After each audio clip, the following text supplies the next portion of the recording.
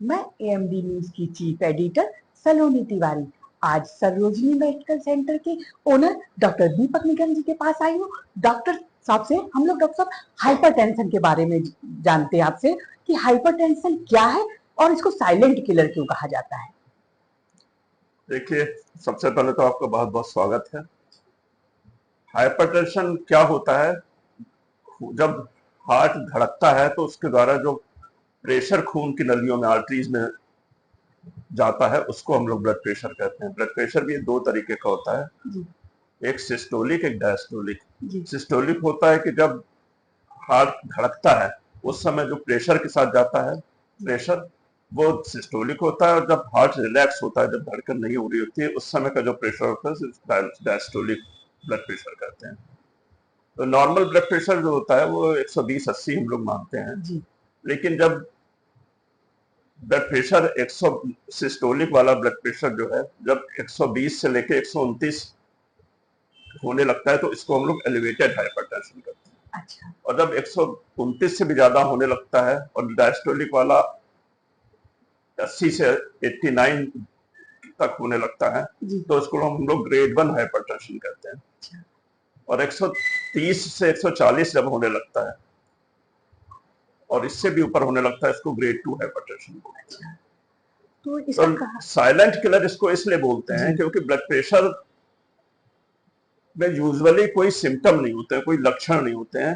जी, जी, धीरे धीरे धीरे बढ़ता रहता है और अंदर ही अंदर दिमाग की, आंख की, हार्ट की, किडनी की नसों को डैमेज करता रहता जी, है। जी, लेकिन कोई लक्षण आने में समय लगता है। लक्षण आते हैं 4-5 साल तक, जब ब्लड प्रेशर बढ़ा रहता है तब धीरे धीरे लक्षण आते हैं कि हेडेक होना शुरू होता है, धड़कन लगती है, चक्कर आते हैं, जी, कभी कभी नाक से ब्लीडिंग हो सकती है। जी, जी, लेकिन जब तक ये लक्षण प्रोड्यूस होते हैं, जब तक ये लक्षण आते हैं, तब तक कुछ ना कुछ डैमेज हो डैमेज हो चुका होता जी, है। जी, कई बार ब्रेन की नस फटने से स्ट्रोक हो जाता है, ब्रेन की नस ब्लॉक होने से स्ट्रोक हो जाता है, हार्ट की मसल जो है ठीक होने लगती है, हार्ट फेल्योर होने लगता है, हार्ट अटैक हो सकता है, जी, आंखों की रोशनी जा सकती है आंख की नस डैमेज होने से, और किडनी की जो छन्नी होती है, फिल्टर, उस पे वो खराब होने लगता है, जिससे chronic kidney disease, renal failure kidney का होने लगता है।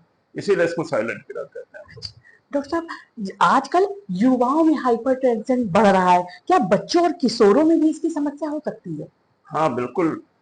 पहले, अब धीरे धीरे इंसिडेंस इसका बढ़ता जा रहा है, पहले इतना नहीं होता था।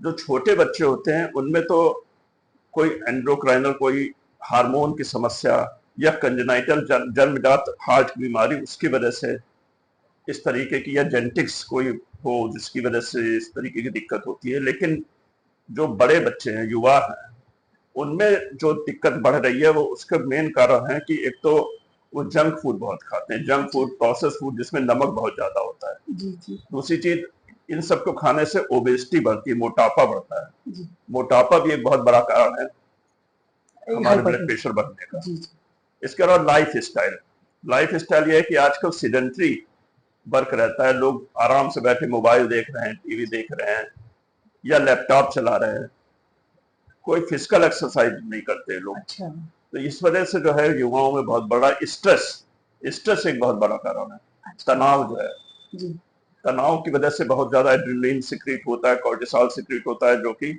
खून की नलियों को सिकोड़ देता है और ब्लड प्रेशर बढ़ाता है। इसके अलावा नींद पूरी न होना, लोग जो है 2-2 बजे रात तक मोबाइल चलाते रहते हैं, रील देखते रहते हैं, नींद पूरी नहीं होती है, उसकी वजह से ये बढ़ता मतलब डिजिटल जो युग हो रहा है। है उसकी वजह से। उसकी वजह से बहुत होता है, अच्छा, ये बीमारी हम कह सकते हैं कि बहुत ज्यादा बढ़ रही है। बहुत ज्यादा बढ़ रहा अगर हाइपरटेंशन को नजरअंदाज किया जाए तो शरीर पे क्या क्या असर होता है। है। हाइपरटेंशन को नजरअंदाज करने से, जैसा कि मैंने बताया कि अगर नजरअंदाज करेंगे हम तो धीरे धीरे हार्ट पे असर पड़ेगा, हार्ट फेल्योर की तरफ जाने लगेगा, हार्ट की पंपिंग कैपेसिटी कम हो जाएगी, और हार्ट जो है, हार्ट अटैक के चांसेस बढ़ सकते हैं।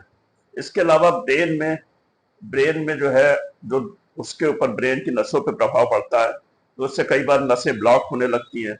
नसें ब्लॉक होने से स्ट्रोक हो सकता है, और नसें फट जाने से, जी, अगर कभी हो जाए, नस ब्रेन हेमरेज जैसे जिसको कहते हैं, उसकी जी, वजह से स्ट्रोक हो सकता है।